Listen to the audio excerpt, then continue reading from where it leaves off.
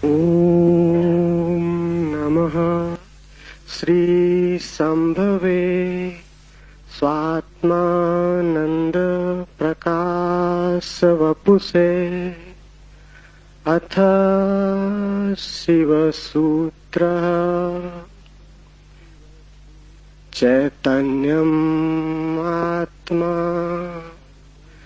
ज्ञानं बन्धः योनिवर्गः कला शरीरम् उद्यमो भैरवः शक्तिचक्र संधाने विश्वसंहारः। ओम स्वप्रकाश आनंद स्वरूप भगवान शिव को नमन। शिव सूत्र प्रारंभ।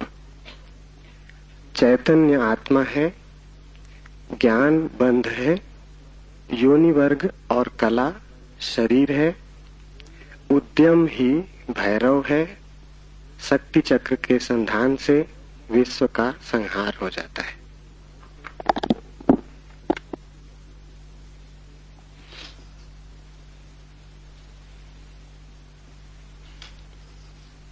जीवन सत्य की खोज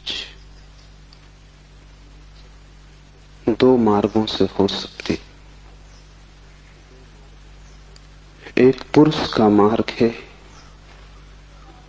आक्रमण का, हिंसा का, छीन झपट का। एक स्त्री का मार्ग है समर्पण का, प्रतिक्रमण का। विज्ञान पुरुष का मार्ग है, विज्ञान आक्रमण है। धर्म स्त्री का मार्ग है, धर्म नमन है। इसे बहुत ठीक से समझ लें।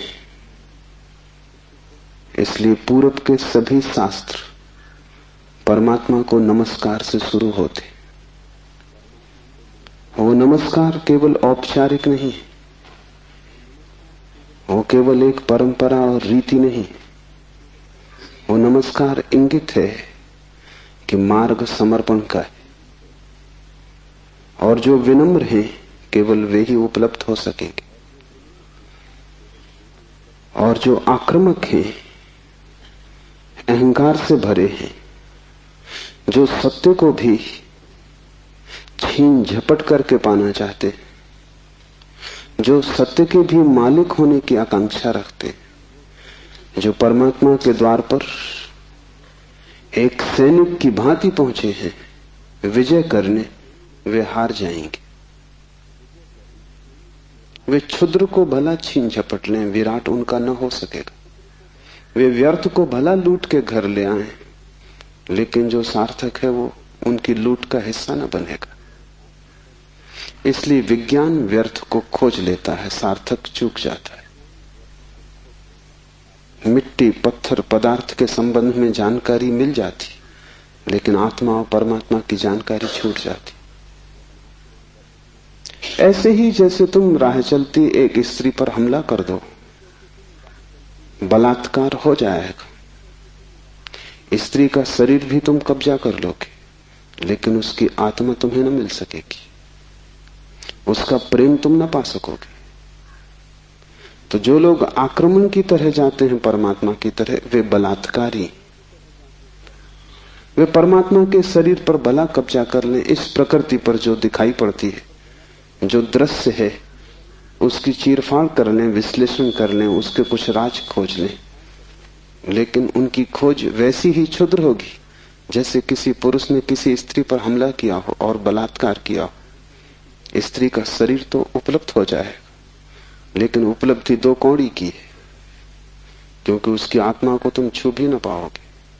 और अगर उसकी आत्मा को न छुआ तो उसके भीतर जो प्रेम की संभावना थी, वो जो छिपा था बीज प्रेम का, वो कभी अंकुरित न होगा। उसकी प्रेम की वर्षा तुम्हें न मिल सकेगी।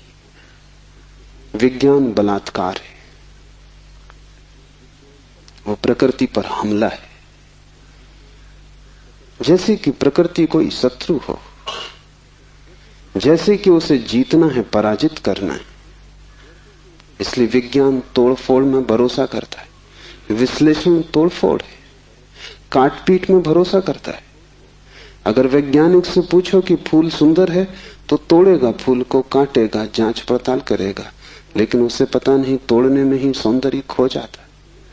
सौंदर्य तो पूरे में था, खंड खंड में सौंदर्य ना मिलेगा।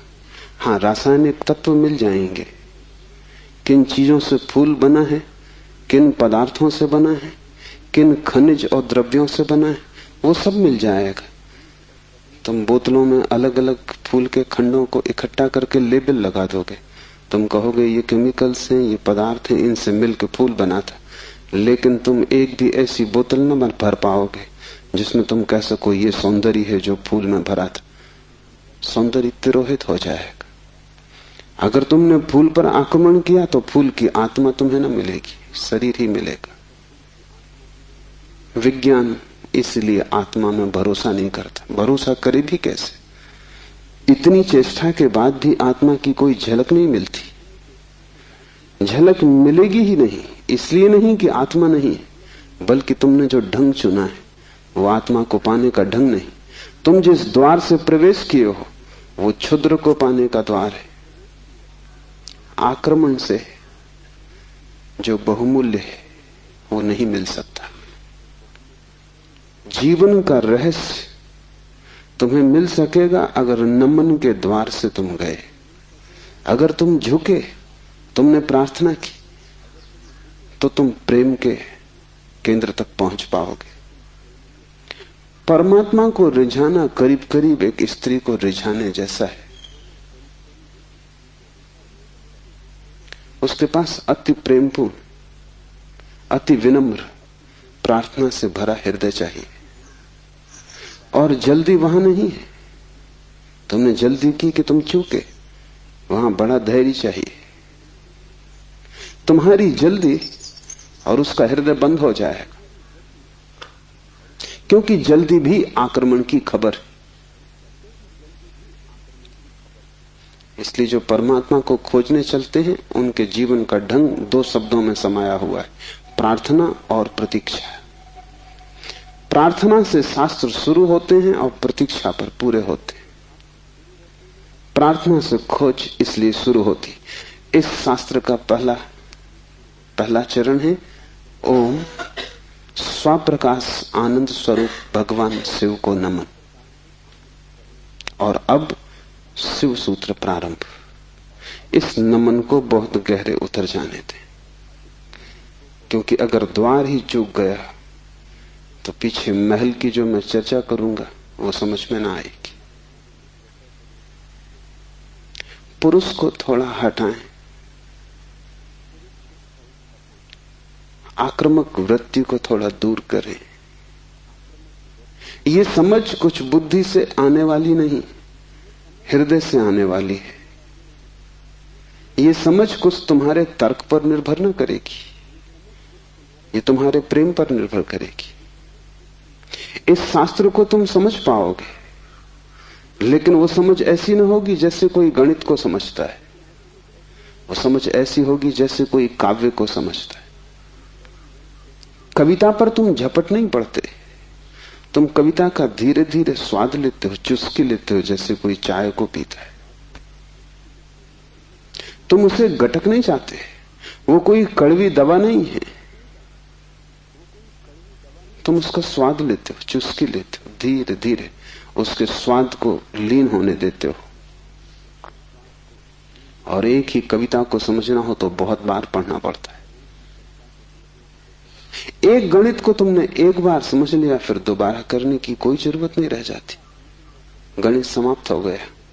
कविता कभी भी समाप्त नहीं होती, क्योंकि हृदय का कोई और छोर नहीं। और तुम जितना ही प्रेम करते हो उतना ही उद्घाटित होता है।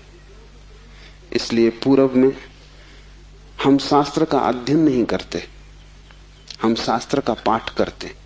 अध्ययन शास्त्र का हो भी नहीं सकता। अध्ययन का अर्थ है एक बार समझ लिया फिर कचरे में फेंक दिया। जैसे कि बात खत्म होगी, जब समझ ही लिया तब दोबारा क्या करना है। पाठ का अर्थ होता है समझ बुद्धि की होती तो एक बार में पूरी हो जाती, इसकी तो चुस्कियां बार बार लेनी पड़ेंगी। इसे तो जाने अनजाने न मालूम कितनी बार दोहराना पड़ेगा। इसे बहुत से भाव क्षणों में, बहुत सी मनोदशाओं में, कभी सुबह जब सूरज उगता है तब, कभी रात जब सब अंधकार हो जाता है तब, कभी मन जब प्रफुल्लित होता है तब, और कभी मन जब उदासी से भरा होता है तब, विभिन्न चित्त की दशाओं में, विभिन्न मनोक्षणों में इसमें उतरना होगा। तब इसके सभी पहलू धीरे धीरे प्रकट होंगे। फिर भी तुम इसे चुकता न कर पाओगे। कोई शास्त्र कभी चुकता नहीं। जितना ही तुम पाओगे कि खोज लिया, उतना ही तुम पाओगे खोज के लिए और भी ज्यादा बाकी रह गया। जितने तुम गहरे उतरोगे पाओगे गहराई बढ़ती चली जाती है। शास्त्र को कभी पाठ ही चुका नहीं पाता। पाठ का मतलब ही यही है कि बार बार, बहुत बार। पश्चिम इस बात को समझ भी नहीं पाता। उनकी पकड़ के बाहर है कि लोग गीता को हजारों साल से क्यों पढ़ रहे हैं, और एक ही आदमी रोज सुबह उठ के गीता पढ़ लेता है। पागल हो गया है। उनको ख्याल में नहीं कि पाठ की प्रक्रिया हृदय में उतारने की प्रक्रिया है। उसका समझ से बहुत वास्ता नहीं है, स्वाद से वास्ता है। तर्क और गणित और हिसाब से उसका कोई भी संबंध नहीं है। उसका संबंध तो अपने हृदय को और उसके बीच की जो दूरी है उसको मिटाने से। धीरे धीरे हम इतने लीन हो जाएं उसमें कि पाठी और पाठ एक हो जाए। पता ही न चले कि कौन गीता है और कौन गीता का पाठी। ऐसे भाव से जो चले, ये स्त्री का भाव है। ये समर्पण की धारा है। इसे ख्याल में ले लेना। नमन से हम चले तो शिव के सूत्र समझ में आ सकेंगे। उन्हें तुम अपने में उतरने देना और जल्दी निर्णय की मत करना कि वे ठीक हैं कि गलत हैं। क्योंकि सूत्रों के संबंध में एक बात ख्याल रख लेना, तुम्हारे ऊपर निर्भर नहीं है तय करना कि वे ठीक हैं या गलत हैं। तुम निर्णय कर भी कैसे पाओगे? जो अंधेरे में खड़ा है वो प्रकाश के संबंध में क्या निर्णय करेगा? और जिसने कभी स्वास्थ्य नहीं जाना, जो रोग की सैया से ही बंधा रहा है, उसे स्वास्थ्य की परिभाषा कैसे समझ में आएगी? जिसने कभी प्रेम की स्फुरना नहीं पहचानी और जो जीवन भर घृणा, ईर्षा और द्वेष में जिया है, वो प्रेम की कविता तो पढ़ सकता है क्योंकि शब्द उसकी समझ में आ जाएंगे, लेकिन शब्दों में जो छिपा है, अंतर गुम्फित है, वो द्वार तो उसके लिए बंद ही रहेगा। इसलिए तुम निर्णय मत करना कि क्या ठीक क्या गलत। तुम सिर्फ पीना, समझना भी नहीं कहता हूं, तुम सिर्फ पीना, तुम सिर्फ स्वाद में उतरना। और अगर वो स्वाद तुम्हारे भीतर रहस्य के लोग खोलने लगे और वो स्वाद अगर तुम्हारे भीतर नई सुगंध को जन्म दे दे और तुम पाओ कि क्षण भर को भी सही तुम्हारे दुर्गंध का व्यक्तित्व विलीन हो गया है, तुम्हारे भीतर कोई फूल खिला है और तुम सुगंधित हुए हो, क्षण भर को भी तुम पाओ कि तुम अंधकार नहीं हो, कोई दिया जल गया है, एक झलक मिली जैसे अंधेरे में बिजली कौंध गई हो, उसी से समझ आएगी। तुम्हारे समझने से नहीं, तुम्हारे अनुभव की झलक से समझ आएगी। इसलिए तुम विनम्र रहना। दूसरी बात, सूत्र का अर्थ होता है संक्षिप्त से संक्षिप्त, सारभूत, टेलीग्राफिक। वहां एक एक शब्द अत्यंत घना है। विस्तार नहीं होता सूत्र में, घनत्व होता है। लंबा नहीं होता सूत्र, बड़ा छोटा होता है, जैसे छोटा सा बीज होता है, उसमें सारा वृक्ष समाया होता है। जैसे बीज है ऐसा सूत्र है। बीज में तुम वृक्ष को देख भी नहीं सकते। देखना भी चाहोगे तो बीज में तुम वृक्ष को पाओगे नहीं, क्योंकि उसके लिए बड़ी गहरी आंखें चाहिए जो बीज में वृक्ष को देख ले, जो वर्तमान में भविष्य को देख ले, जो आज कल को देख ले, जो दृश्य से अदृश्य को खोज ले। बड़ी पैनी आंखें चाहिए। वैसी पैनी आंखें तुम्हारे पास अभी नहीं है। अभी तो तुम्हें बीज बीज ही दिखाई पड़ेगा। वृक्ष को देखना हो तो बीज को तुम्हें बोना पड़ेगा, और कोई रास्ता तुम्हारे पास देखने का नहीं है। और जब बीज टूटेगा जमीन में और वृक्ष अंकुरित होगा, तभी तुम पहचान पाओगे। ये सूत्र बीज है, इन्हें तुम्हें अपने हृदय में बोना होगा। तुम अभी निर्णय मत करना, क्योंकि अभी तुमने अगर बीज पर निर्णय लिया तो तुम इसे फेंक ही दोगे, कचरा कूड़ा मालूम पड़ेगा। बीज में कंकड़ पत्थर में कोई ज्यादा फर्क नहीं है। कभी कभी तो कंकड़ पत्थर ज्यादा चमकीले, रंगीन, खूबसूरत, कीमती होते, लेकिन बीज और कीमती से कीमती कोहिनूर में भी एक फर्क है कि तुम कोहिनूर को बो दो तो उसमें से कुछ पैदा ना होगा। वो कीमती कितना ही वो मुर्दा है,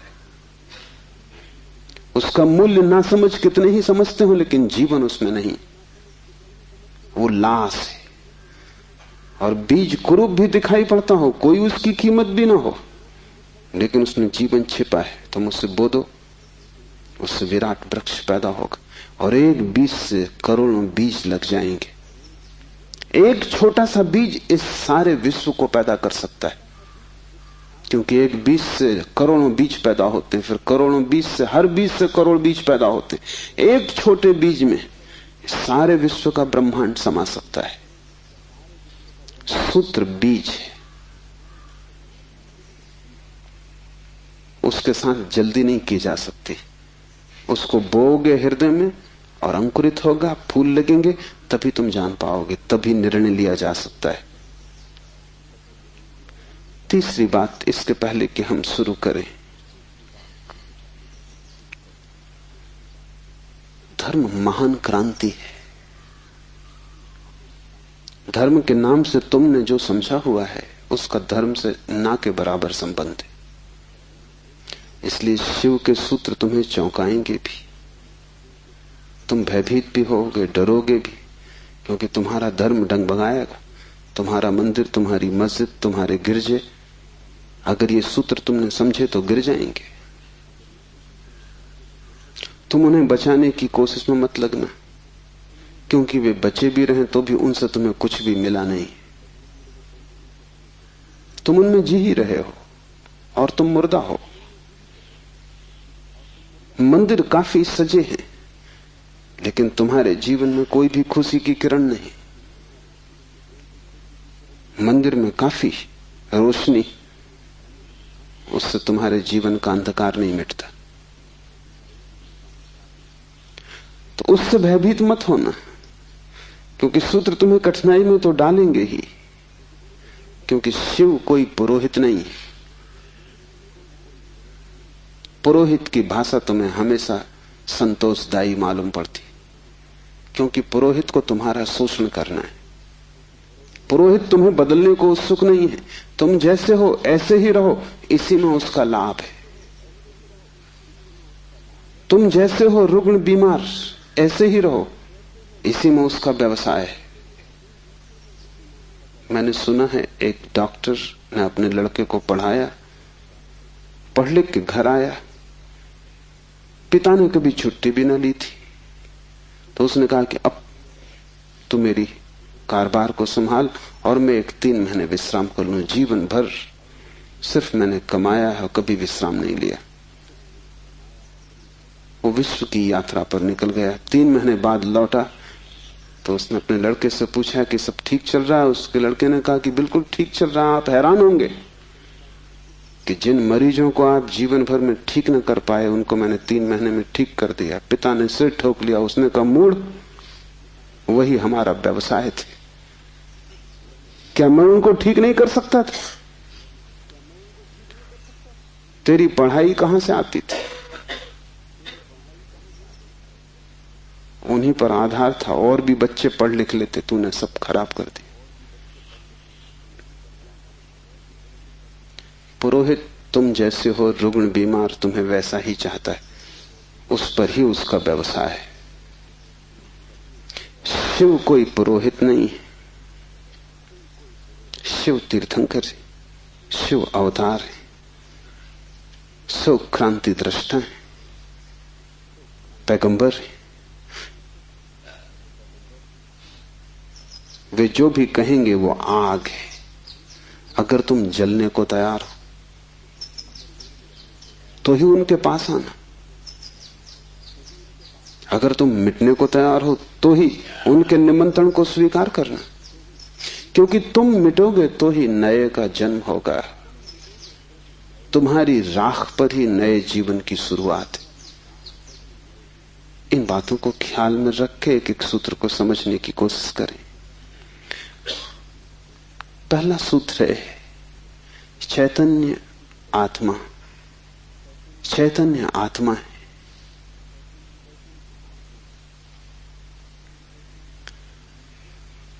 चैतन्य हम सभी हैं, लेकिन आत्मा का हमें कोई पता नहीं चलता। अगर चैतन्य ही आत्मा है तो हम सभी को पता चल जाना चाहिए। हम सब चैतन्य हैं, लेकिन चैतन्य आत्मा है, इसका क्या अर्थ होगा? पहला अर्थ, इस जगत में सिर्फ चैतन्य ही तुम्हारा अपना है। आत्मा का अर्थ होता है अपना, से सब पराया है। शेष कितना ही अपना लगे, पराया है। मित्र हो, परिजन हो, परिवार के लोग हो, धन हो, यश पद प्रतिष्ठा हो, बड़ा साम्राज्य हो, वह सब जिसे तुम कहते हो मेरा, वहां धोखा है, क्योंकि वो सभी मृत्यु तुमसे छीन लेगी। मृत्यु कसौटी है, कौन अपना है कौन पराया है। मृत्यु जिससे तुम्हें अलग कर दे वो पराया था, और मृत्यु तुम्हें जिससे अलग न कर पाए वो अपना था। आत्मा का अर्थ है जो अपना है। लेकिन जैसे ही हम सोचते हैं अपना, वैसा ही दूसरा प्रवेश कर जाता है। अपने का मतलब ही होता है कोई दूसरा जो अपना है। तुम्हें यह ख्याल ही नहीं आता कि तुम्हारे अतिरिक्त तुम्हारा अपना कोई भी नहीं, हो भी नहीं सकता है। और जितनी देर तुम भटके रहोगे इस धारा में कि कोई दूसरा अपना है, उतने दिन व्यर्थ गए, उतना जीवन अकारण बीता। उतना समय तुमने सपने देखे, उतने समय में तुम जाग सकते थे, मोक्ष तुम्हारा होता। तुमने कचरा इकट्ठा किया।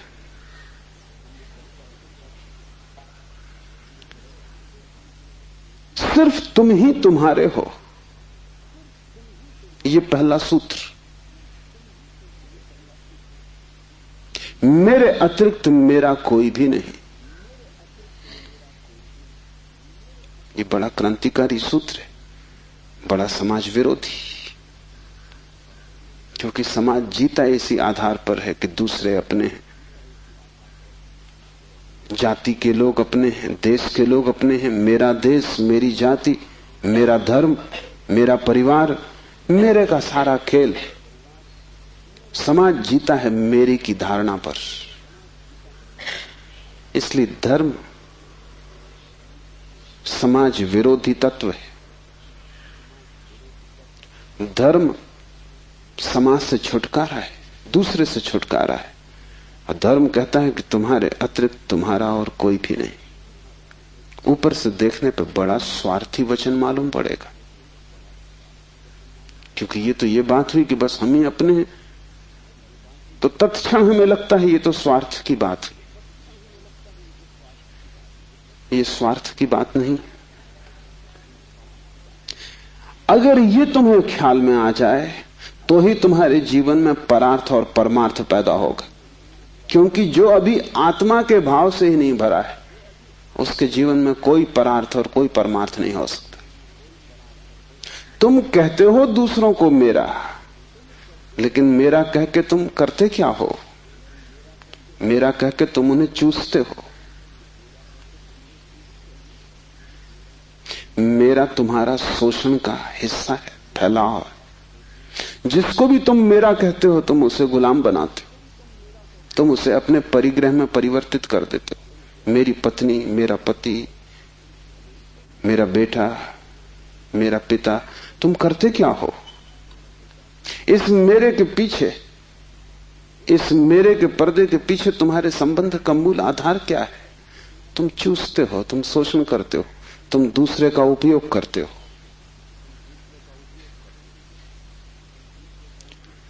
इस दूसरे के उपयोग को तुम सोचते हो परार्थ, तो तुम भ्रांति में हो। एक सम्राट बूढ़ा हुआ, उसके 3 बेटे थे और वो बड़ी चिंता में था किसको राज्य दे। तीनों ही योग्य और कुशल थे, तीनों ही समान गुण धर्मा थे, इसलिए बड़ी कठिनाई हुई। उसने एक दिन तीनों बेटों को बुलाया और कहा कि पिछले पूरे वर्ष में तुमने जो भी कृत्य महानतम किया हो, एक कृत्य जो पूरे वर्ष में महानतम हो, वो तुम मुझे कहो। बड़े बेटे ने कहा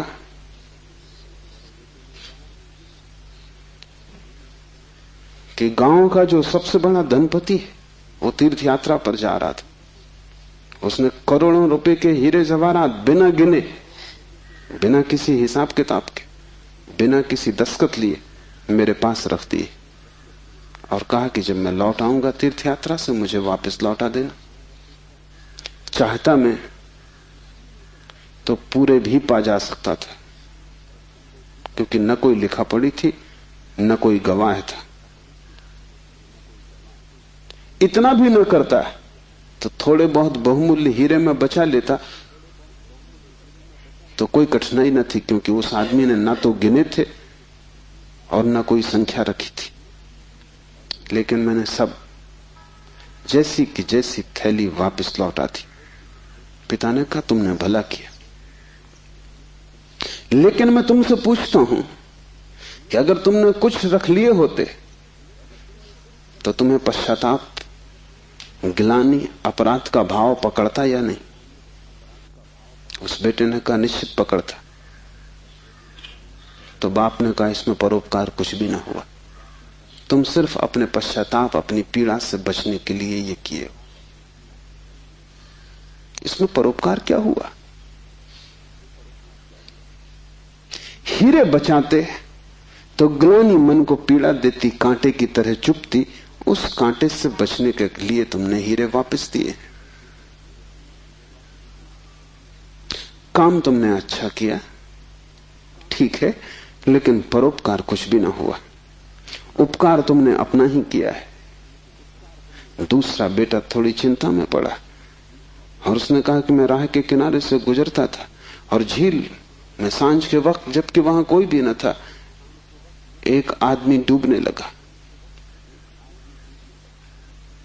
चाहता तो मैं अपने रास्ते चला जाता, सुना अनसुना कर देता, लेकिन मैंने तत्क्षण छलांग मारी, अपने जीवन को खतरे में डाला और उस आदमी को बाहर निकाला। बाप ने कहा तुमने ठीक किया, लेकिन अगर तुम चले जाते और ना निकालते तो क्या उस आदमी की मृत्यु सदा तुम्हारा पीछा न करती? तुम अनसुनी कर देते ऊपर से, लेकिन भीतर तो तुम सुन चुके थे उसकी चीत्कार आवाज कि बचाओ। क्या सदा सदा के लिए उसका प्रेत तुम्हारा पीछा न करता? उसी भय से तुमने छलांग लगाई, अपने जान को खतरे में डाला, लेकिन परोपकार तुमने कुछ किया हो इस भ्रांति में पड़ने का कोई कारण नहीं। तीसरे बेटे ने कहा कि मैं गुजरता था जंगल से और एक पहाड़ की कगार पर मैंने एक आदमी को सोया हुआ देखा जो कि नींद में अगर एक भी करवट ले तो सदा के लिए समाप्त हो जाएगा, क्योंकि दूसरी तरफ महान खड्ड था।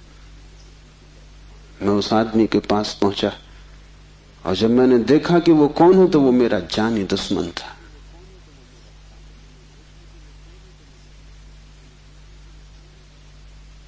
मैं चुपचाप अपने रास्ते पे जा सकता था।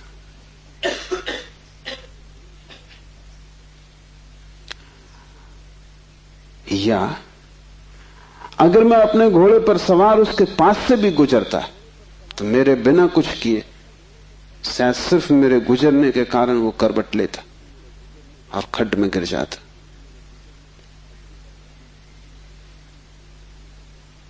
लेकिन मैं आहिस्ते से जमीन पर सरकता हुआ उसके पास पहुंचा कि कहीं मेरी आहट में वो गिर न जाए।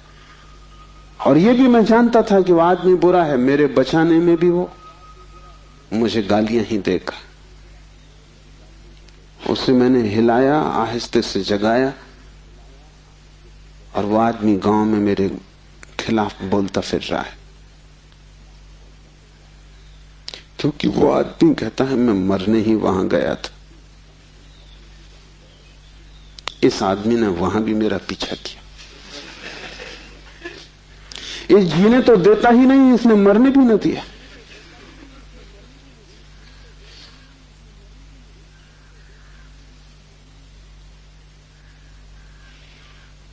पिता ने कहा तुम दोस्त से बेहतर हो, लेकिन परोपकार ये भी नहीं। क्यों? क्योंकि तुम अहंकार से फूले नहीं समा रहे हो कि तुमने कुछ बड़ा कार्य कर दिया। बोलते हो तो तुम्हारी आंखों की चमक और हो जाती, कहते हो तो तुम्हारा सीना फूल जाता है। और जिस कृत्य से अहंकार निर्मित होता हो वो परोपकार न रहा। बड़े सूक्ष्म मार्ग से तुमने अपने अहंकार को उससे भर लिया। तुम सोच रहे हो तुम बड़े धार्मिक हो, परोपकारी हो, तुम इन दो से बेहतर हो। लेकिन मुझे राज्य के मालिक के लिए किसी तीसरे की ही तलाश, चौथे की ही तलाश करनी पड़ेगी। जब तुम परोपकार करते हो तब तुम कर नहीं सकते, क्योंकि जिसे अपना ही पता नहीं है वो परोपकार करेगा कैसे? तुम चाहे सोचते हो कि तुम कर रहे हो गरीब की सेवा, अस्पताल में बीमार के पैर दबा रहे हो, लेकिन अगर तुम गौर से खोजोगे तो तुम कहीं ना कहीं अपने अहंकार को ही भरता हुआ पाओगे।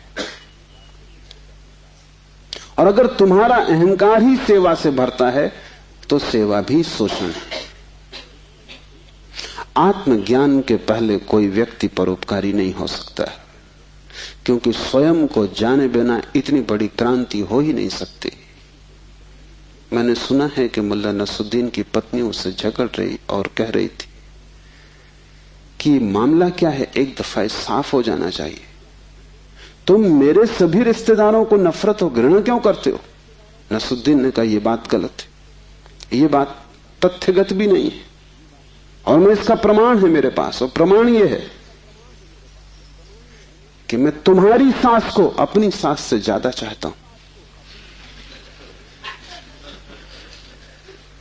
अहंकार ऐसे रास्ते खोजता, ऊपर से दिखता है कि तुम परोपकार कर रहे हो, लेकिन भीतर तुम ही खड़े होते हो। और जितनी सूक्ष्म हो जाती है यात्रा, उतनी ही पकड़ के बाहर हो जाती। दूसरे तो पकड़ ही नहीं पाते, तुम भी नहीं पकड़ पाते हो। दूसरे तो धोखे में पड़ते ही हैं, तुम भी अपने दिए धोखे में घूम जाते हो, भटक जाते हो। हम सभी ने अपनी अपनी भूल भुलैया बना ली, उसमें हमने दूसरों को धोखा देने के लिए ही शुरू किया था सारा उपाय, आयोजन। ये हमने कभी सोचा न था कि अपनी बनाई भूल भुलैया में हम खुद ही खो जाएंगे, लेकिन हम खो गए। पहली बात स्मरण रखो, तुम्हारे अतिरिक्त तुम्हारा कोई भी नहीं है। जैसे ही यह स्मरण सघन होता है कि चैतन्य ही आत्मा है, बस चैतन्य ही मैं हूं, और सब पर है, पराया है, विजाती है। वैसे ही तुम्हारे जीवन में क्रांति की पहली किरण प्रविष्ट हो जाती, वैसे ही तुम्हारे और समाज के बीच एक दरार पड़ जाती, वैसे ही तुम्हारे और तुम्हारे संबंधों के बीच एक दरार पड़ जाती। लेकिन आदमी अपनी तरफ देखना नहीं चाहता। देखना कठिन भी है, क्योंकि देखने के पहले जिस प्रक्रिया से गुजरना पड़ता है वो बहुत संघातक है। एक मारवाड़ी व्यापारी एक फिल्म अभिनेत्री के प्रेम में पड़ गया। वैसे बात अनहोनी थी, मारवाड़ी और व्यापारी, प्रेम से सदा दूर ही रहता है, लेकिन अनहोनी भी घटती है। प्रेम में तो पड़ गया, लेकिन व्यापारी का संदेह भरा चित्त, तो उसने एक जासूस नियुक्त कर दिया अभिनेत्री के पीछे कि तू पता लगा, इसका चरित्र तो ठीक है ना, इसके पहले कि मैं प्रस्ताव करूं विवाह का, सब बात पक्की कागज पर साफ हो जानी चाहिए। जासूस ने बड़ी खोजबीन की। 7 दिन बाद उसने रिपोर्ट भी भेज दी। रिपोर्ट आई कि इस स्त्री का चरित्र एकदम निर्दोष, निष्कलुष है।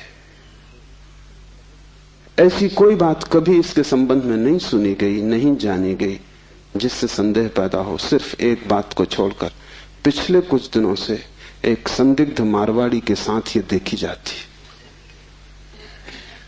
वो संदिग्ध मारवाड़ी वो स्वयं थे।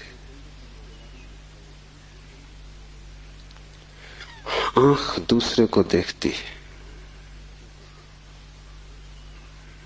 हाथ दूसरे को छूते हैं, मन दूसरे की सोचता है,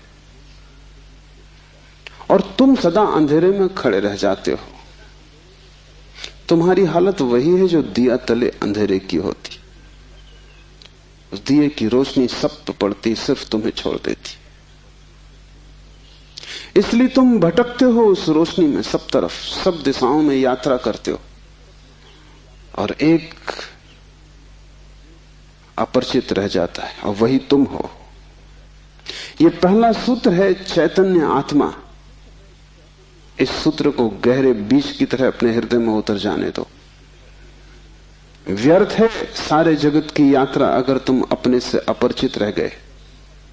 अगर स्वयं को न जान पाए और सब भी जान लिया, तो वो सारा ज्ञान भी इकट्ठे जोड़ में अज्ञान सिद्ध होगा।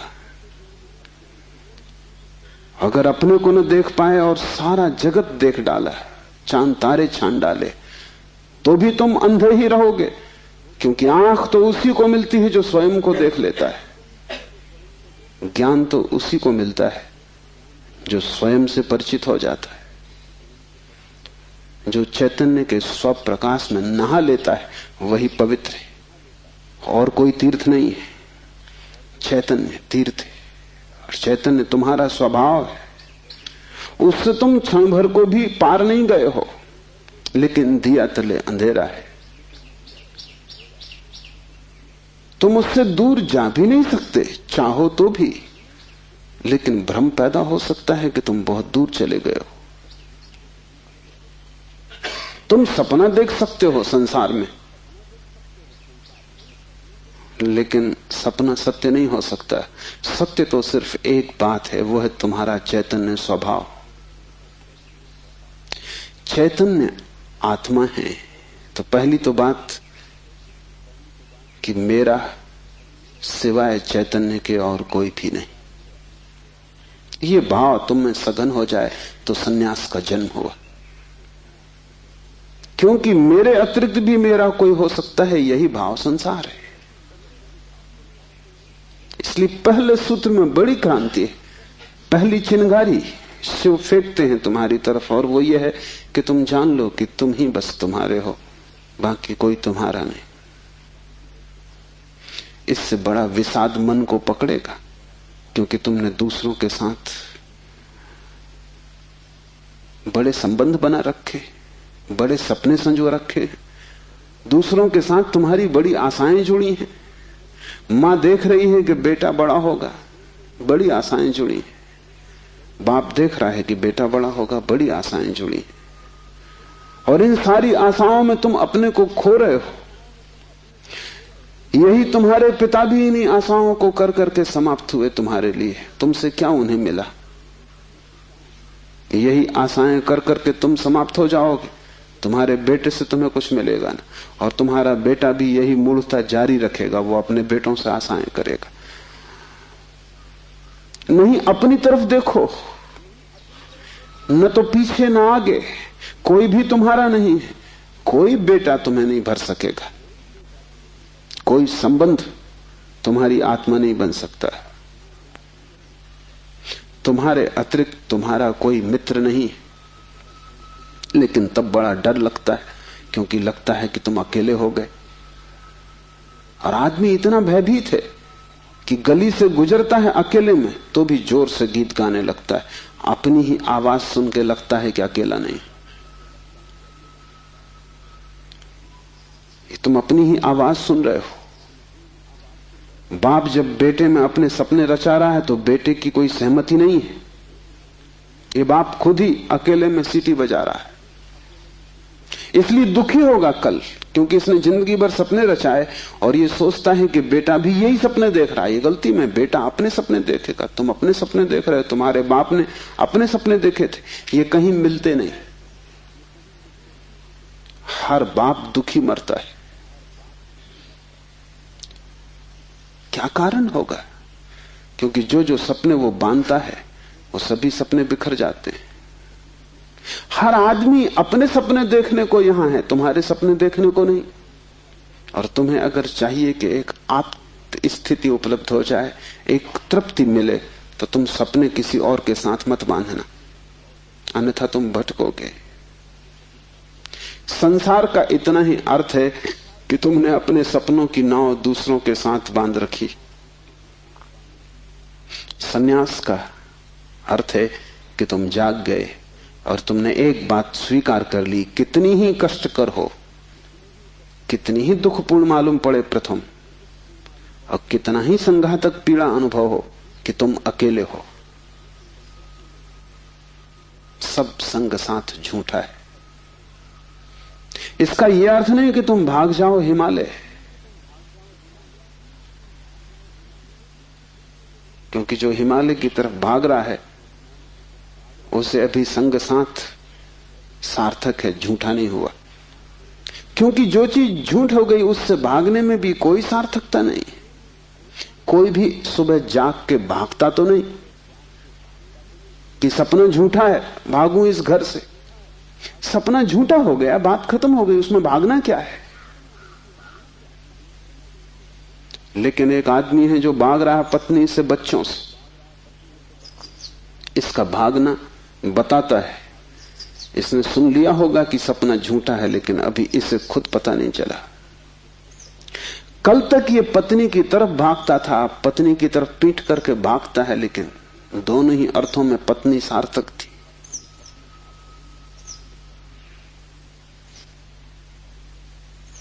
एक जैन संत हुए, गणेश वर्णी।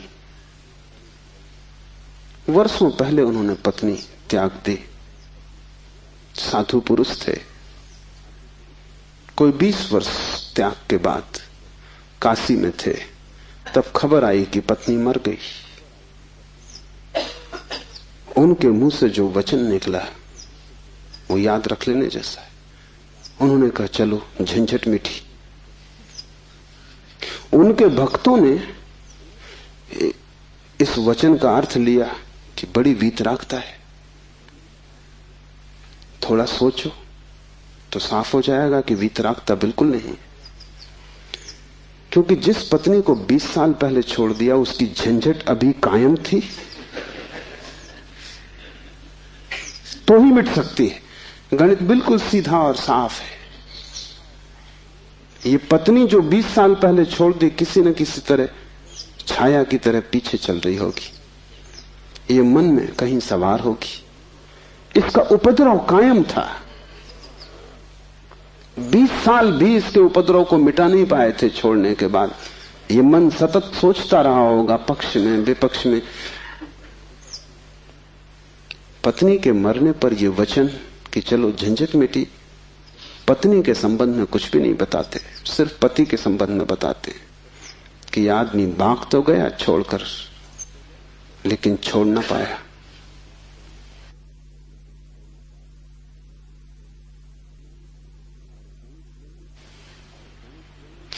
और गणेश वर्णी साधु पुरुष थे, इसलिए थोड़ा सोच लेना, साधु पुरुष भी बड़ी भ्रांति में रह सकते। उनके चरित्र में, आचरण में कोई भूल चूक न थी। वे मर्यादा के पुरुष थे, ठीक ठीक नियम से चलते थे। वहां कोई जरा भी दरार नहीं पा सकता, जरा त्रुटि नहीं पा सकता। सब आचरण ठीक था, साधुता पूरी थी। फिर भी भीतर कोई बात चूक गई। हिमालय पहुंच गए, झंझट सांस चली गई। फिर दूसरी बात भी समझ लेने जैसी है, और वो ये कि अगर पत्नी के मरने पर पहला ख्याल ही आया कि झंझट मिटी, तो कहीं जाने अनजाने अचेतन में पत्नी की मृत्यु की आकांक्षा भी छिपी रही होगी। वो जरा गहरा किसी तल पर पत्नी मिट जाए, न हो, समाप्त हो जाए, ये तो हिंसा हो गई। लेकिन एक एक वचन भी अकारण नहीं आता, आसमान से नहीं आता। एक एक वचन भी भीतर से आता। और ऐसे क्षणों में जबकि पत्नी मर गई इसकी खबर आई हो, तुम ठीक ठीक अपने रोजमर्रा के व्यवसायी होश में नहीं होते हो। तब तुमसे जो बात निकलती है वो ज्यादा सही होती। घंटे भर बाद तुम्हें मौका मिल जाएगा, तुम खुद ही सोच समझ के लीप पोता कर लोगे। तुम फिर जो कहोगे वो बात झूठी हो जाएगी। लेकिन तत्क्षण, उस क्षण में वर्णी चूक गए। वो जो 20 साल से उन्होंने चारों तरफ साधुता का व्यवस्था कर रखी थी, उस क्षण में भूल गए। जब वर्णी को ऐसा घट सकता है तो तुम्हें तो सहज ही घट सकता है। भागने से कुछ भी ना होगा, भागकर कोई भी कभी भाग नहीं पाया। लेकिन भक्त इसको न देख पाएंगे।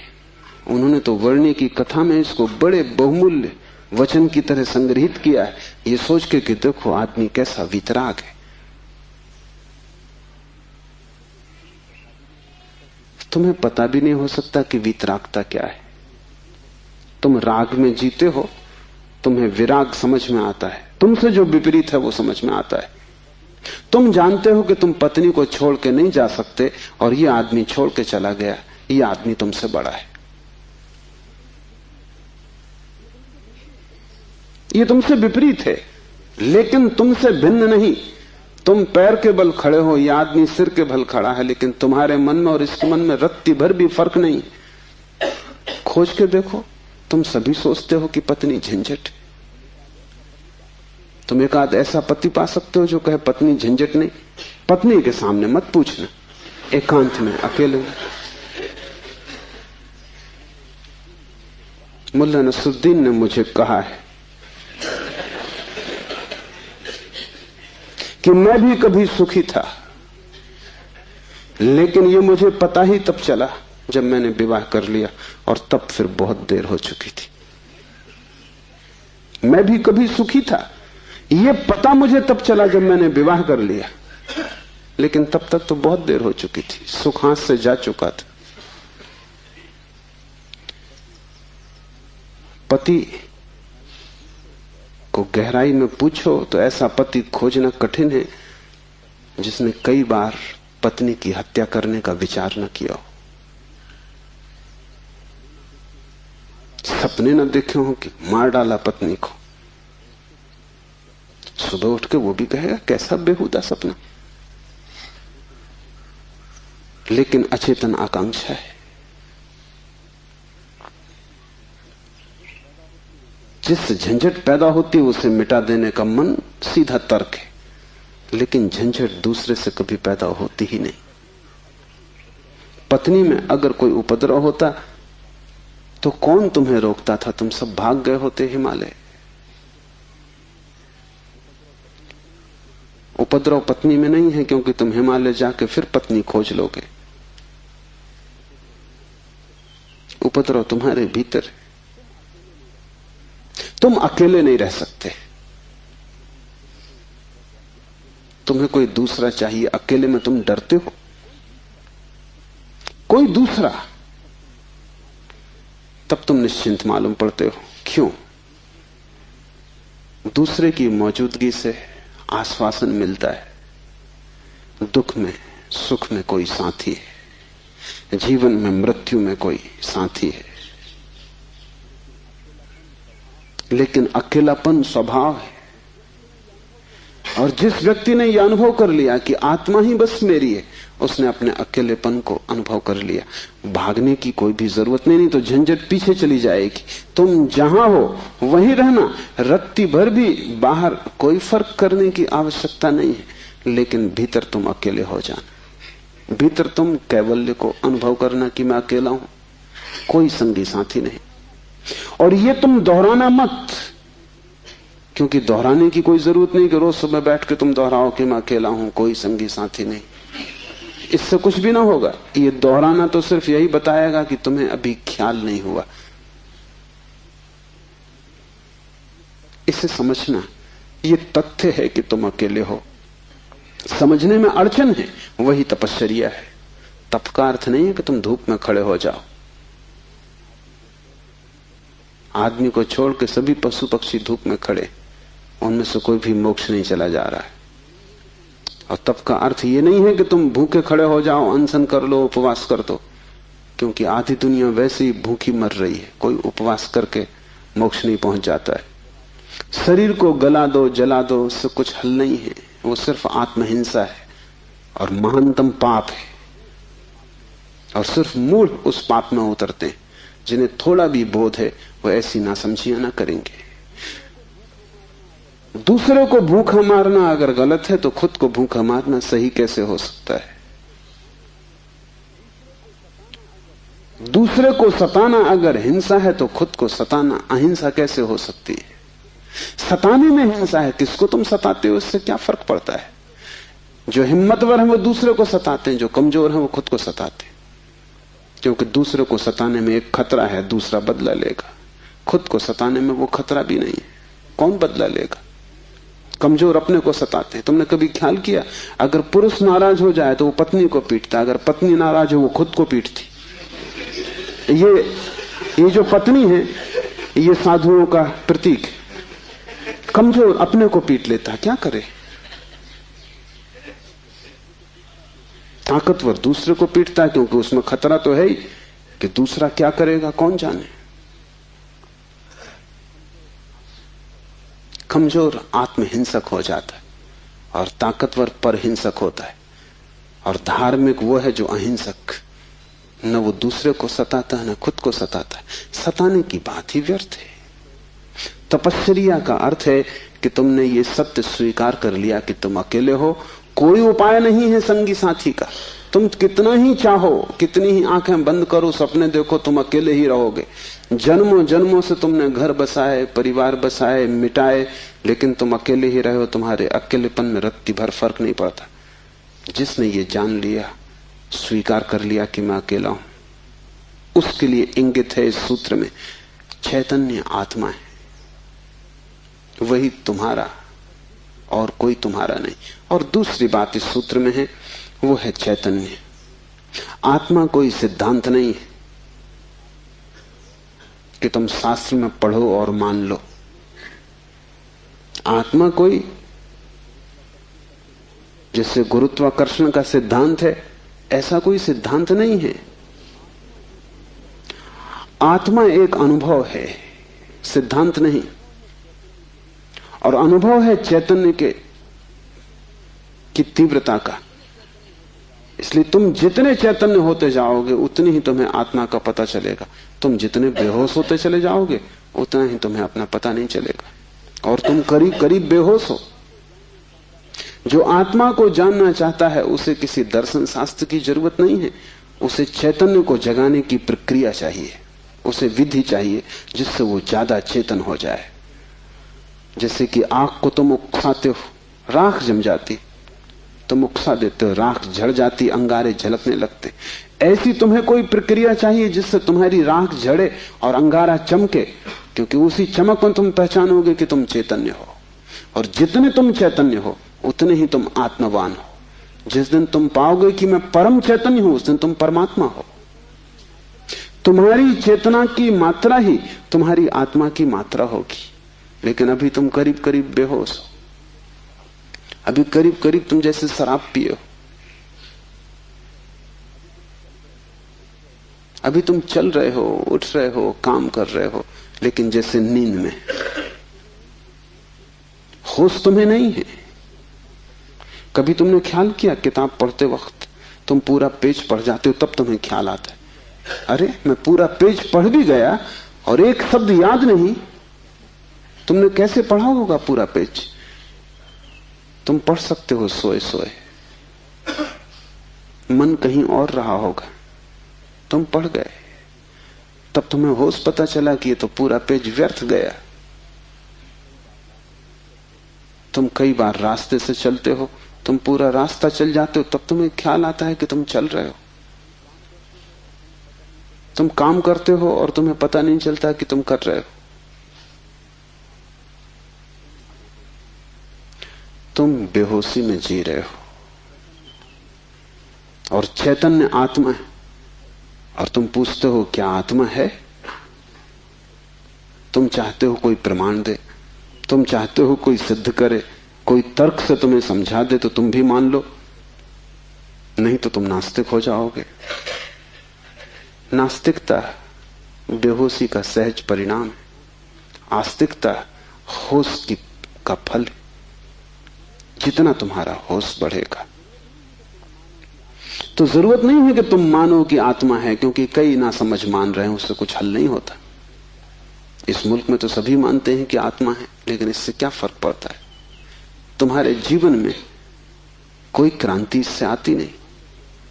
शायद तुम इसलिए मान लेते हो कि हजारों साल से दोहराया जा रहा है। सुनते सुनते तुम्हारे कान पक गए, सुनते सुनते तुम भूल ही गए हो कि संबंध में सोचना भी है। सुनते सुनते पुनरुक्ति से आदमी सम्मोहित हो जाता है। एक ही बात बार बार दोहराई चली जाए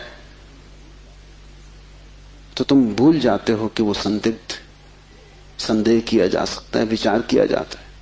और फिर आत्मा है, इससे तुम्हें बड़ा संतोष भी मिलता है। शरीर मरेगा ये तुम्हें पता है, आत्मा नहीं मरेगी, इससे बड़ी हिम्मत बनती है। और आत्मा कभी नहीं मरेगी, अग्नि उसे जलाएगी नहीं, शस्त्र उसे छेदेंगे नहीं, मृत्यु उसका कुछ बिगाड़ ना सकेगी। इससे तुम्हें बड़ी सांत्वना मिलती, पर सांत्वना सत्य नहीं है। आत्मा को कोई न तो स्वीकार कर सकता है सिद्धांत की तरह, और न पुनरुक्ति की तरह कोई सम्मोहित हो सकता है। आत्मा को तो केवल वही लोग जान पाते हैं जो चैतन्य को बढ़ाते हैं। इस तरह जियो कि तुम पर राख इकट्ठी ना हो, इस तरह जियो कि तुम्हारे भीतर का अंगारा जलता रहे, प्रकाशित हो। इस तरह जियो कि प्रति क्षण तुम होश में रहो, बेहोश नहीं। मुल्ला नसरुद्दीन को बच्चा पैदा हुआ, पहला ही लड़का था। नसरुद्दीन बड़ा खुश हुआ, अपने खास मित्र को बुलाया, खुशी मनाने दोनों शराब घर में गए। क्योंकि तुम एक ही खुशी जानते हो, बेहोशी। ये बड़े मजे की बात है। शिव, बुद्ध, महावीर, वे सब चिल्ला चिल्ला के कहते हैं कि दुनिया में एक ही आनंद है, वो है होश। और तुम एक ही सुख जानते हो, वो है बेहोशी। या तो तुम ठीक हो या वो ठीक है, दोनों तो ठीक नहीं हो सकते। मुल्ला नसरुद्दीन सीधा शराब घर गया, बजाय अस्पताल जाने के पहले बेटे को देखता। उसने कहा कि पहले जरा आनंद कर लें, कितने दिनों का सपना पूरा हुआ। डट के दोनों पी गए। जब दोनों पी के पहुंचे अस्पताल और कांच की खिड़की में से बेटे को देखा तो मुल्ला रोने लगा।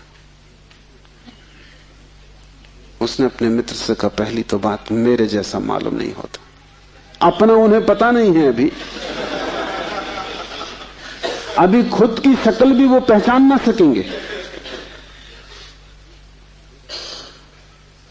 लेकिन मेरा जैसा नहीं मालूम होता। और दूसरी बात, बड़ा छोटा दिखाई पड़ता है। इतने छोटे बच्चे को लेकर करेंगे भी क्या? ये बचेगा? मित्र ने कहा मत घबराओ, जब मैं पैदा हुआ था तो मैं भी 3 ही पाउंड का था। नसरुद्दीन ने कहा फिर तुम बचे?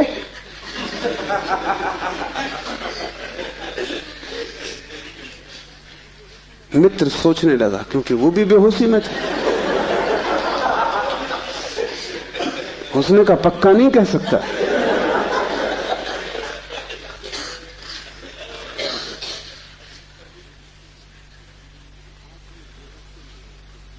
आदमी बेहोशी में है, उसके जीवन का सारा परिप्रेक्ष्य, उसकी सारी दृष्टि उसकी बेहोशी से भर जाती, सब धुआं धुआं हो जाता है। तुम कुछ भी ठीक से नहीं देख पाते, और तुम एक ही सुख जानते हो कि जब तुम अपने को भूल जाते हो, चाहे सिनेमा हो, चाहे संगीत हो, चाहे सेक्स हो, जहां भी तुम अपने को भूल जाते हो वहीं तुम कहते हो बड़ा सुख आया। भूलने को तुम सुख कहते हो, विस्मरण को? कारण है, क्योंकि जब भी तुम होश से भरते हो तुम सिवाय दुख के अपने जीवन में कुछ भी नहीं पाते। इसलिए जब भी तुम देखते हो जीवन को, जरा ही सजग हो के तुम पाते हो दुख दुख, कुरूपता चारों तरफ।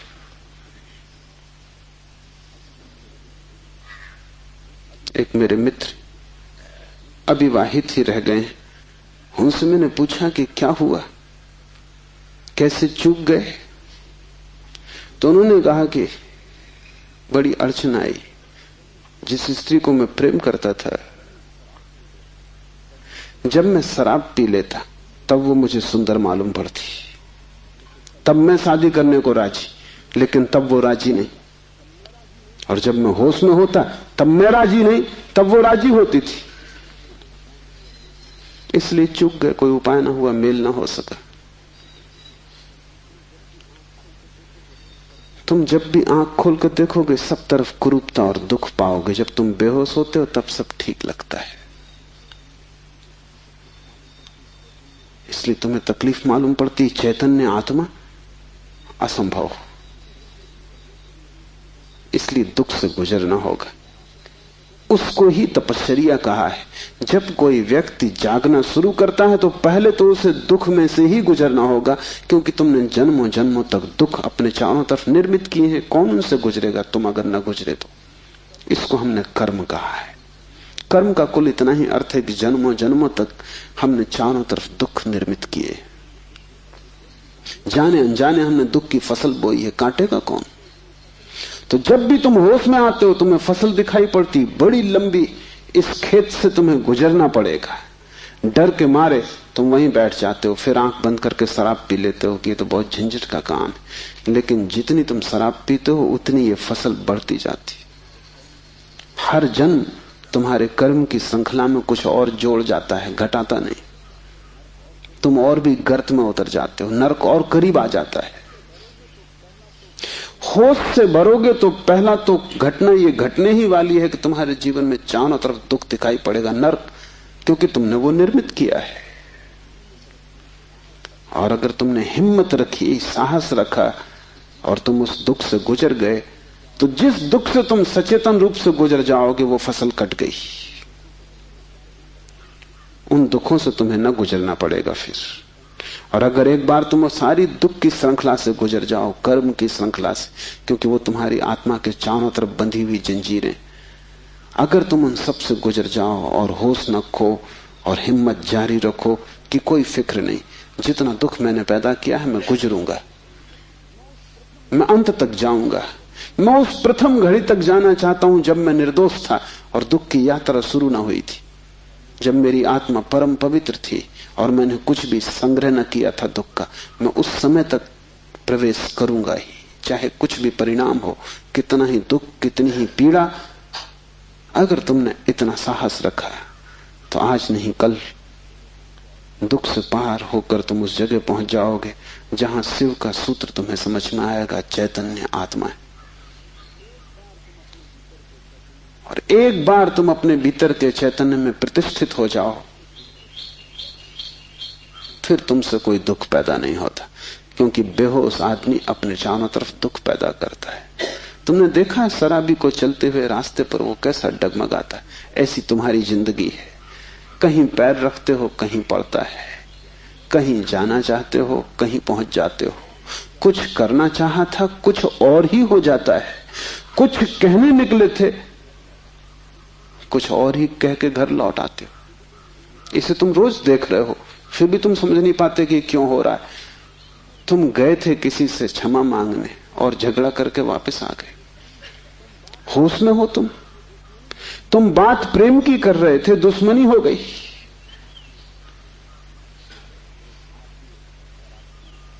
एक आदमी शराब पिए आकाश की तरफ देखता हुआ चला जा रहा था।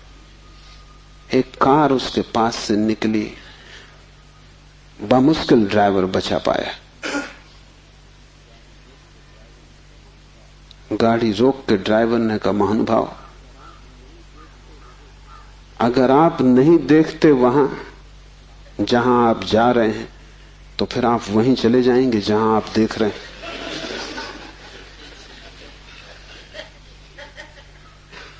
और हमें कुछ पता भी नहीं कि हम कहां जा रहे हैं, क्यों जा रहे हैं, कहां देख रहे हैं, क्यों देख रहे हैं, चले जा रहे हैं। क्योंकि एक बेचैनी है भीतर जो बैठने भी नहीं देती, एक शक्ति है भीतर जो चलाए चली जाती है। फिर हम जो भी करते वो सबके उल्टे परिणाम आते हैं। लोग मेरे पास आते हैं, वो कहते हैं हमने बदी तो कभी की नहीं, नेकी की और फल बदी मिल रहा है। ऐसा हो नहीं सकता कि तुम नेकी करो फल में बदी मिले। ऐसा हो नहीं सकता कि तुम आम के बीज बो और नीम के फल लगे। ऐसा हो नहीं सकता। इतना ही हो सकता है कि तुम ऐसे बेहोशी में बोए होगे, बोए तुमने नीम के ही फल, तुम होश में न थे, क्योंकि वृक्ष थोड़ी झूठ बोलेगा। तुम ही कहीं बोते वक्त भूल में पड़े होगे। तुम जब नेकी भी करते हो तब भी तुम्हारा नेकी करने का मन नहीं होता। तुम सच भी बोलते हो तो तुम दूसरे को चोट पहुंचाने के लिए सच बोलते हो। तुम सच बोलते हो दूसरे के अपमान के लिए। तुम सच बोलते हो जैसे तुम सच का उपयोग एक घातक हथियार की तरह कर रहे हो। तुम्हारे सत्व कड़वे होते हैं। सत्य के कड़वे होने की कोई भी जरूरत नहीं, लेकिन मजा तुम्हें कड़वेपन में है, सत्य में तुम्हें मजा भी नहीं है। तुम्हारा झूठ सदा मीठा होता है, तुम्हारा सत्य सदा कड़वा होता है। बात क्या है? क्या कड़वापन सत्य का स्वभाव है? क्या मिठास झूठ का हिस्सा है? नहीं। झूठ को तुम चलाना चाहते हो, तुम उसे मीठा बनाते हो, क्योंकि अगर वो मीठा ना होगा तो चलेगा नहीं। एक तो झूठ चलना मुश्किल, मिठास के सहारे ही चलेगा। जैसे कड़वी दवा की गोली पर हम मीठी परत चढ़ा देते, बच्चा मीठी गोली समझ के खा लेता है, और जब तक कड़वेपन का पता चलता है तब तक गोली भीतर जा चुकी है। तुम झूठ को मीठा बनाते हो क्योंकि तुम झूठ चलाना चाहते हो। तुम सत्य को कड़वा बनाते हो क्योंकि सत्य से तुम केवल चोट करना चाहते हो, उसको चलाना नहीं चाहते। तुम सत्य बोलते ही तब हो जब तुम सत्य का इस तरह उपयोग कर सको कि वो झूठ से बदतर साबित हो, तभी तुम बोलते हो। तुम बेहोश हो, तुम्हारे कृत्यों का तुम्हें कुछ पता नहीं है कि तुम क्या कर रहे हो। इसे थोड़ा होश पूर्वक देखना शुरू करो। जो तुम बोलना चाहते हो वही बोले, या तुम कुछ और बोल गए? क्या तुमने यही सोचा था बोलने के लिए जो तुम बोले? मार्क ट्वेन लौटता था एक रात, उसकी पत्नी ने पूछा, घर आया, पत्नी ने पूछा कैसा रहा व्याख्यान? वो व्याख्यान देने गया था। उसने कहा कौन सा व्याख्यान? जो मैंने तैयार किया था वो। या जो मैंने वहां दिया वो, या जो मैं चाहता था कि देता वो? कौन सा व्याख्यान? एक तो आदमी तैयार करता है और एक आदमी फिर जो देता है, उसमें बड़ा फर्क है। और फिर एक जो घर लौटते वक्त तो सोचता है दिया होता है। वो तीनों अलग अलग हैं। होश में हो, सब निशाने तुम्हारे चूक जाते हैं। तुम्हारी जिंदगी में कभी भी कोई निशाना लगा?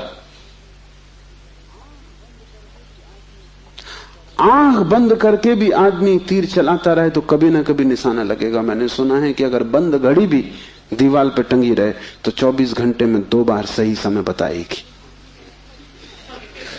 तुम्हारी जिंदगी में ऐसा भी नहीं आया कि 2 बार भी तुमने सही समय बताया होता। तुम बंद घड़ी से गए बीते हो। अंधेरे में भी आदमी तीर चलाता रहे तो कभी ना कभी निशान पे लग जाएगा। तुम खुली आंख से होश में प्रकाश में तीर चलाते हो,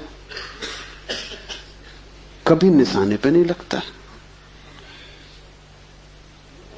क्या बात होगी? मुल्ला नसरुद्दीन को बड़ा शौक था हिरन की शिकार करने का। तीसरी बार जब वो शिकार करने जंगल पहुंचा और जंगल के विश्राम गृह में उसने अपना सामान रखा और तैयारी की, और जब सूटकेस खोला तो उसमें एक बड़ी फोटो रखी थी और पत्नी ने उस फोटो के नीचे लिखा था, मुल्ला हिरन इस तरह का होता है। उन्हें शिकार का शौक था लेकिन हिरन का पता नहीं था। तुम कुछ भी मार मूर के घर आ जाओगे, हिरन ठीक से फोटो देख लेना। तुम सब जगह चूक गए हो। वही तुम्हारे जीवन का दुख है। और चूकने का कुल कारण है कि तुम होश में नहीं हो। इसलिए जो भी करो होश पूर्वक करो। उठो तो भी होश पूर्वक, चलो तो भी होश पूर्वक। महावीर ने कहा है विवेक से चलो, विवेक से बैठो, विवेक से भोजन करो, विवेक से बोलो, विवेक से सो तक। महावीर से कोई पूछता है कि साधु कौन, तो महावीर ने कहा जो अमूर्छित है। और असाधु कौन, तो महावीर ने कहा जो मूर्छित है। जो सोया सोया जी रहा है वो असाधु, जो जागा जागा जी रहा है वो साधु। यही शिव कह रहे हैं, चैतन्य आत्मा। चैतन्य को बढ़ाओ। धीरे धीरे आत्मा की झलक तुम्हारे जीवन में आनी निश्चित है। दूसरा सूत्र है ज्ञानम बंधा। ज्ञान बंध है। बड़ी हैरानी का सूत्र है। ज्ञान के बहुत अर्थ हैं। एक तो जब तक तुम इस ज्ञान से भरे हो कि मैं हूं, तब तक तुम अज्ञान में रहोगे। क्योंकि मैं अज्ञान है, अहंकार अज्ञान है। जिस दिन तुम आत्मा से भरोगे उस दिन हूंपन तो रहेगा, मैंपन नहीं रहेगा। मैं हूं, इसमें से मैं तो कट जाएगा, सिर्फ हूं रहेगा।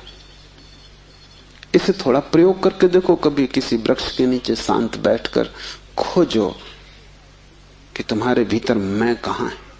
तुम कहीं भी ना पाओगे। हूं तो तुम सब जगह पाओगे, मैं तुम कहीं भी ना पाओगे। सब जगह तुम्हें अस्तित्व मिलेगा, लेकिन अस्तित्व के साथ अहंकार तुम्हें कहीं भी ना मिलेगा। अहंकार तुम्हारी निर्मिति है, वो तुम्हारा बनाया हुआ है, वो झूठा है, वो असत्य है, उससे ज्यादा अप्रामाणिक और कुछ भी नहीं। वो काम चलाऊ है, उसकी संसार में जरूरत है, लेकिन उसकी सत्य में कहीं भी कोई स्थान नहीं। तो एक तो मैं हूं, ये ज्ञान बंध का कारण है।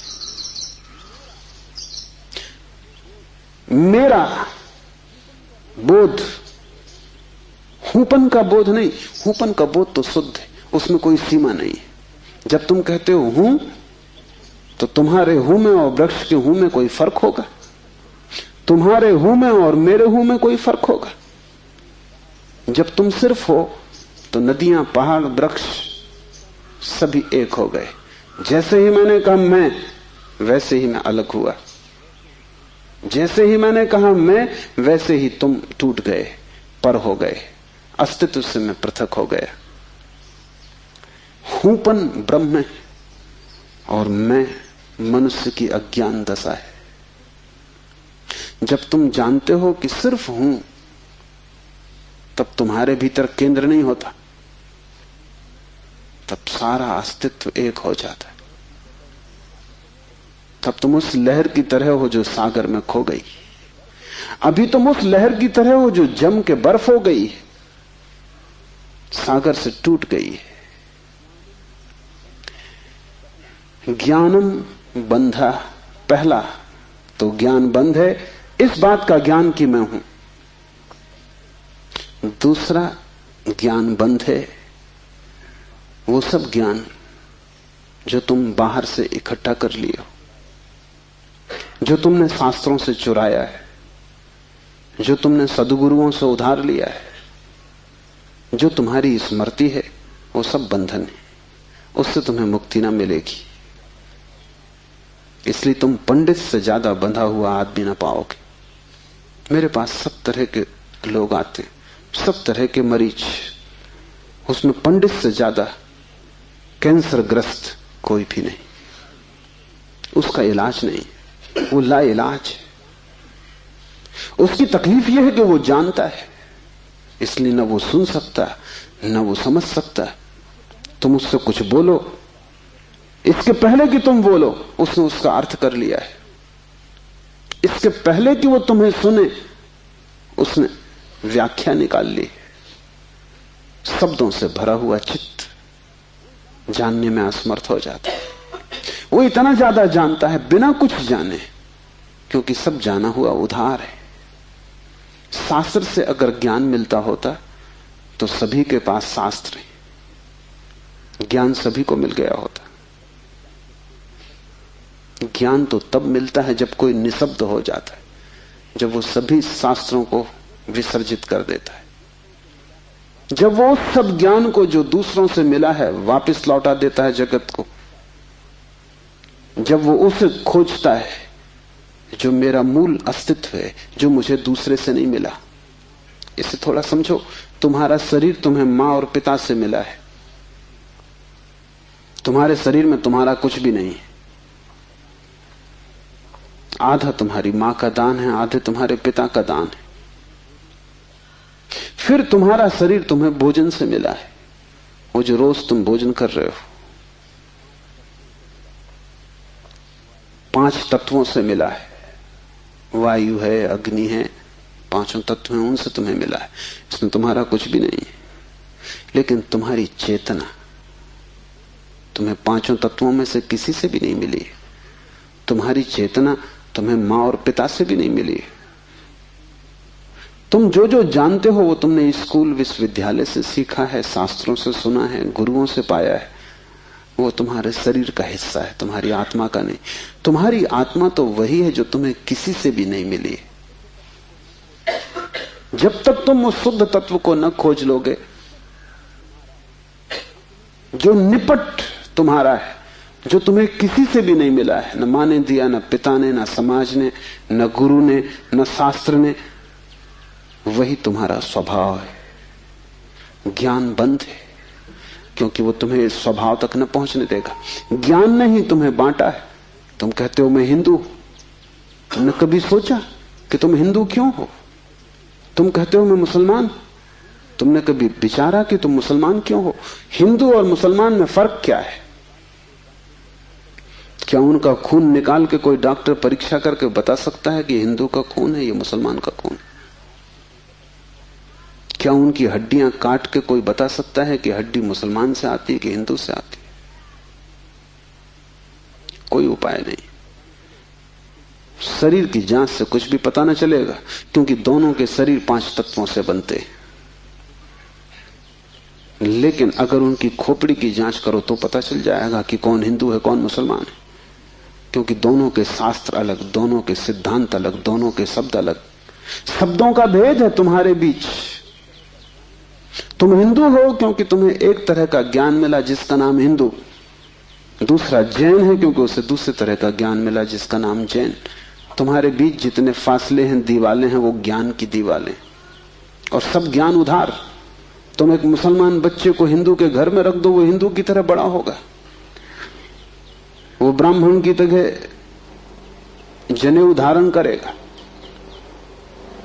वो उपनिषद और वेद के वचन उद्धृत करेगा। और तुम एक हिंदू के बच्चे को मुसलमान के घर रख दो, वो कुरान की आयत दोहराएगा।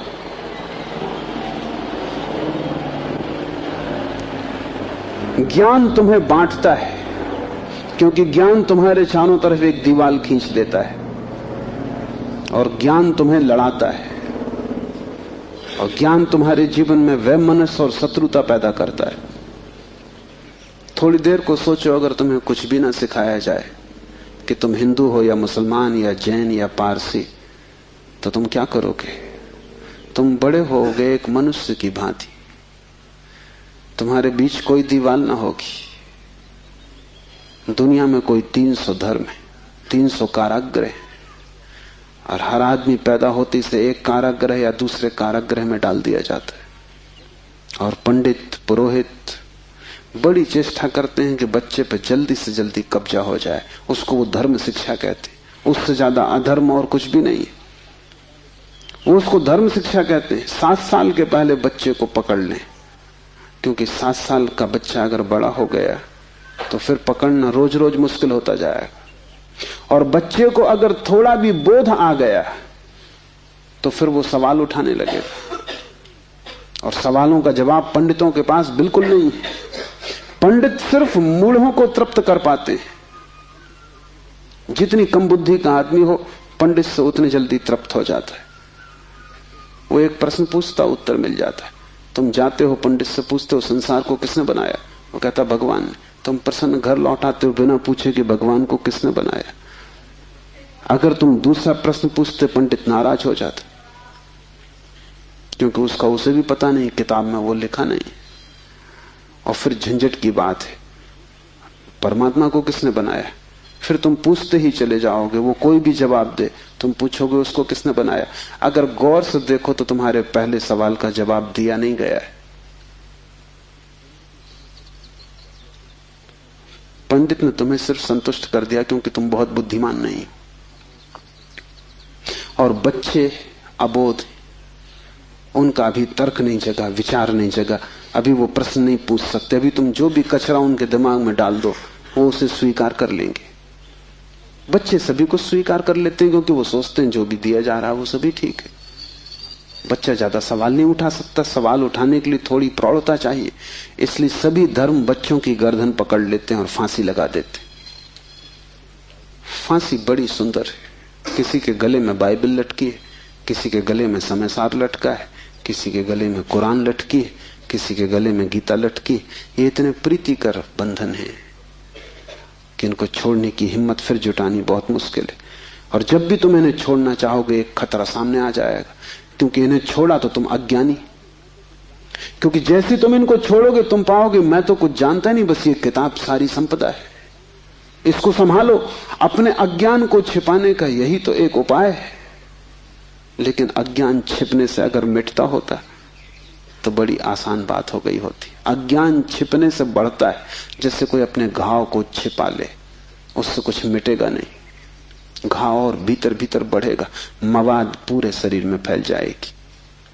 शिव कहते हैं ज्ञान बंद है। ज्ञान सीखा हुआ, ज्ञान उधार, ज्ञान दूसरे से लिया हुआ बंधन का कारण है।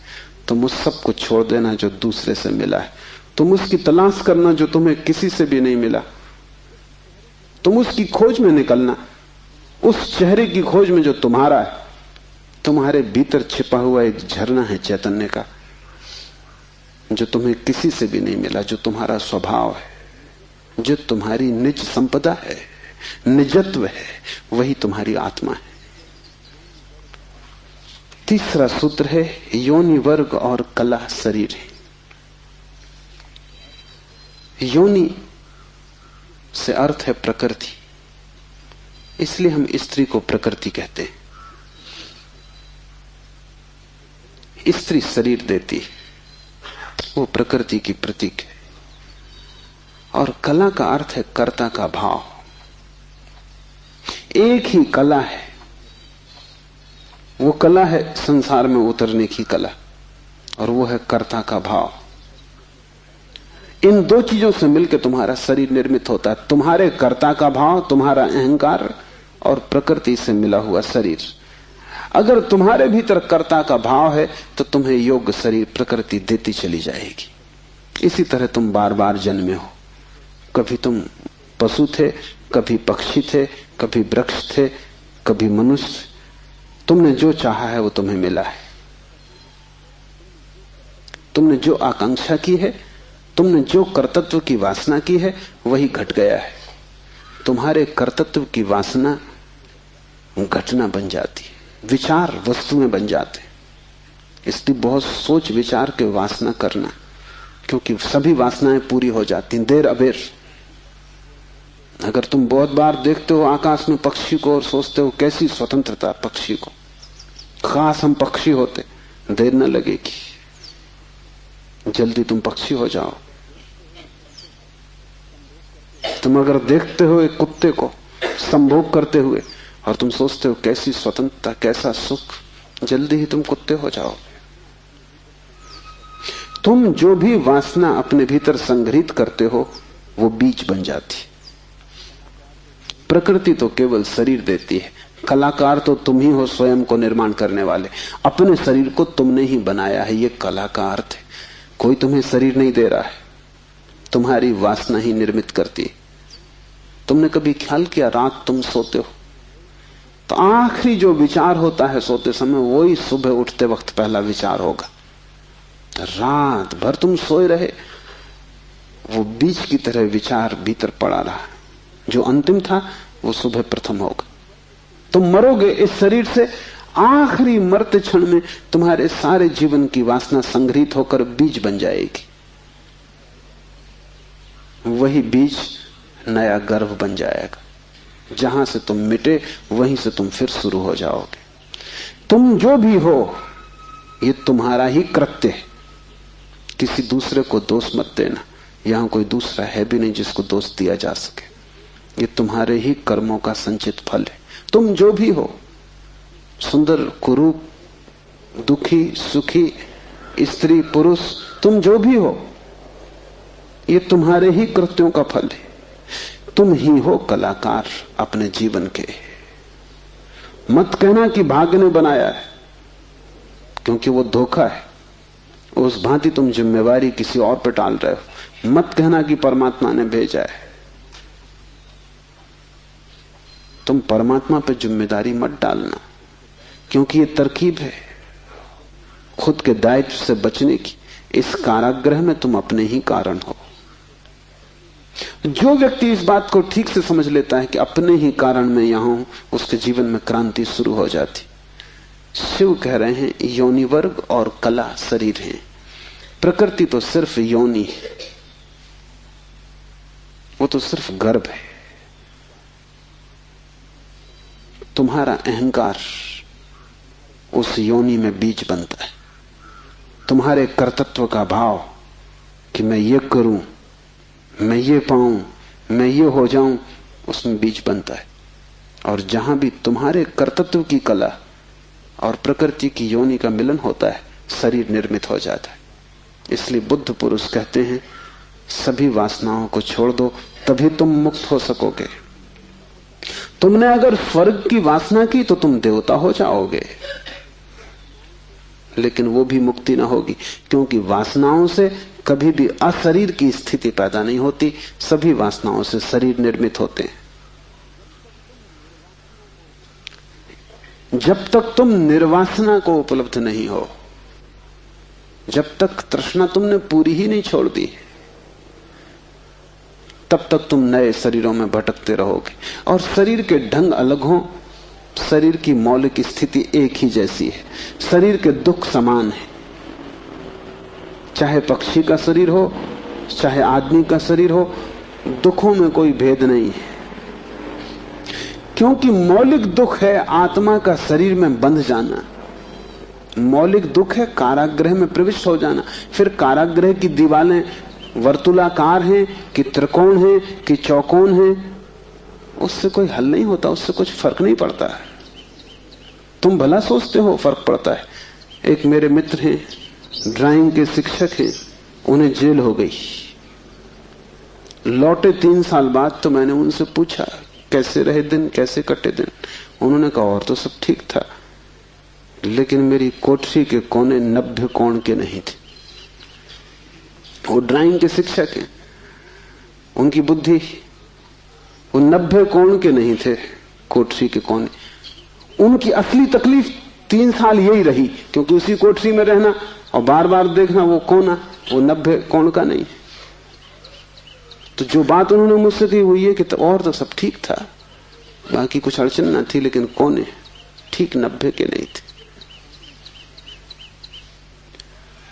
कोने 90 के हों कि 90 के ना हो, इससे क्या बुनियादी फर्क पड़ेगा। कारागृह कारागृह, पक्षी का शरीर के आदमी का बहुत फर्क नहीं पड़ता। बंद तुम हो गए वही दुख है, बंध गए तुम वही दुख है। वासना बांधती है, वासना है रज्जु जिससे हम बंधते हैं। और ध्यान रखना, तुम्हारे अतिरिक्त तो और कोई जिम्मेवार नहीं है। उद्धमो भैरवा, चौथा सूत्र है उद्धम ही भैरव है। उद्धम उस आध्यात्मिक प्रयास को कहते हैं जिससे तुम इस कारागृह के बाहर होने की चेष्टा करते हो। भैरव शब्द पारिभाषिक है। भा का अर्थ है भरण, रा का अर्थ है रवण, वा का अर्थ है वमन। भरण का अर्थ है धारण, रवण का अर्थ है संहार और वमन का अर्थ है फैलाना। भैरव का अर्थ है ब्रह्म, जो धारण किए है, जो संभाले है, जिसमें हम पैदा होंगे और जिसमें हम मिटेंगे, जो विस्तार है और जो ही संकोच बनेगा, जो सृष्टि का उद्भव है और जिसमें प्रलय होगा। मूल अस्तित्व का नाम भैरव है। शिव कहते हैं उद्धम ही भैरव है। और जिस दिन भी तुमने आध्यात्मिक जीवन की चेष्टा शुरू की, तुम भैरव होने लगे, तुम परमात्मा के साथ एक होने लगे। तुम्हारी चेष्टा की पहली किरण और तुमने सूरज की तरफ यात्रा शुरू कर दी। पहला ख्याल तुम्हारे भीतर मुक्त होने का, और ज्यादा दूर नहीं है मंजिल, क्योंकि पहला कदम करीब करीब आधी यात्रा है। उद्धम भैरव है। पाओगे देर लगेगी, मंजिल पहुंचने में समय लगेगा, लेकिन तुमने चेष्टा शुरू की और तुम्हारे भीतर बीज आरोपित हो गया कि मैं उठूं इस कारागृह के बाहर, मैं जाऊं शरीर से मुक्त हूं, मैं हटूं वासना से, मैं अब और बीज न बोऊं इस संसार को बढ़ाने के, मैं और जन्मों की आकांक्षा न करूं।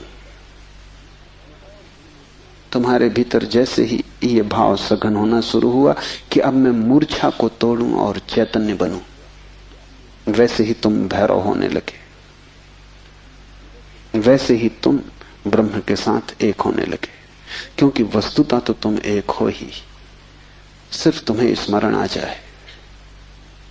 मूलतः तो तुम एक हो ही, तुम उसी सागर के झरने हो, तुम उसी सूरज की किरण हो, तुम उसी महाआकाश के एक छोटे से खंड हो। पर तुम्हें स्मरण आना शुरू हो जाए और दीवालें विसर्जित होने लगे तो तुम उस महाआकाश के साथ एक हो जाओगे। उद्धम भैरव है। बड़ी सघन चेष्टा करनी जरूरी है, क्योंकि नींद गहरी है। तोड़ोगे सतत तो ही टूट पाएगी, आलस्य करोगे संभव नहीं होगा। आज तोड़ोगे कल फिर बना लोगे तो फिर भटकते रहोगे। एक हाथ से तोड़ोगे दूसरे से बनाते जाओगे तो श्रम व्यर्थ होगा। उद्यम का अर्थ है तुम्हारी पूरी चेष्टा संलग्न हो जाए। लोग मेरे पास आते हैं, वो कहते हैं हम करते हैं लेकिन कुछ हो नहीं रहा, और मैं उनकी शक्ल देखता हूं, वो करते हैं ही नहीं, या ऐसा मरे मरे करते हैं जैसे मक्खियां उड़ा रहे हैं।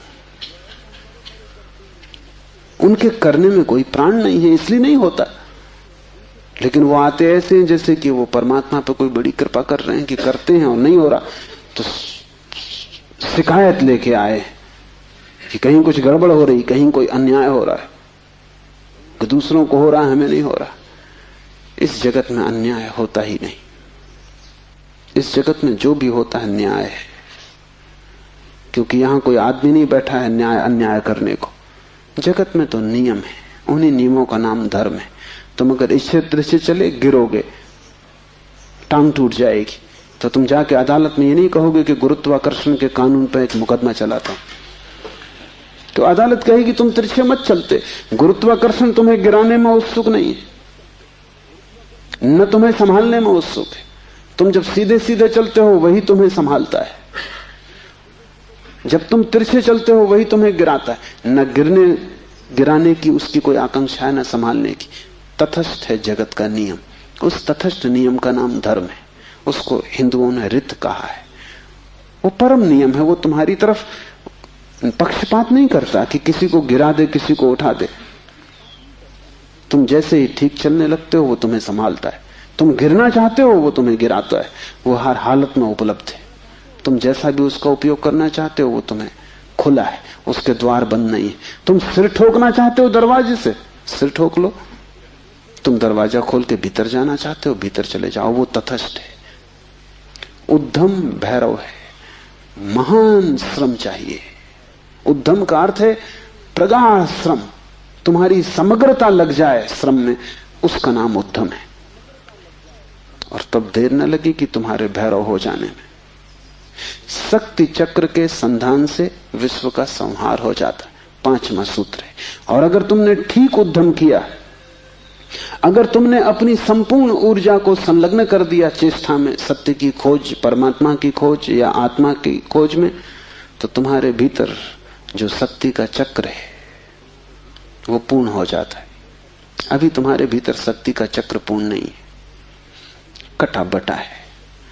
वैज्ञानिक कहते हैं कि बुद्धिमान से बुद्धिमान आदमी भी अपनी 15% से ज्यादा प्रतिभा का उपयोग नहीं करता।